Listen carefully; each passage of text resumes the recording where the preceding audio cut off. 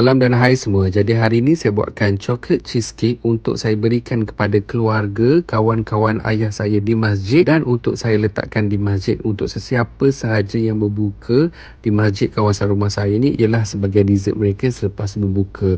Cuma kali ni saya kecilkan portion dia sebab saya tak nak mereka muak bila makan cheesecake ni dan saya letakkan topping coklat di atasnya. Dan untuk konten kali ni ianya sebenarnya inspirasi daripada salah seorang content creator yang terkenal, yang famous, iaitu Kak Asia, yang selalu share resepi dan selalu orang kata buat makanan untuk masjid. Jadi bila saya tengok konten orang-orang yang baik seperti Kak Asia ni, saya pun rasa macam nak buat benda yang sama. Okey, itu orang kata kalau influencer yang bagus memberi impak yang sangat besar pada orang ramai. Okey, dan korang kena tahu juga bila kita bersedekah sebenarnya tak semestinya kita kena bersedekah makanan, kita kena bersedekah memberikan duit. Kadang-kadang ikut apa yang mampu. Kadang kita boleh sedekahkan kebaikan ataupun kita boleh sedekahkan pertolongan kita ataupun sedekahkan senyuman kita. Itu juga merupakan salah satu sedekah. Jadi Alhamdulillah untuk hari ni dah siap saya punya chocolate cheesecake dan atas tu saya dekor simple je. Saya cuma letak dark chocolate dan juga milk chocolate. Okey, yang ni macam biasalah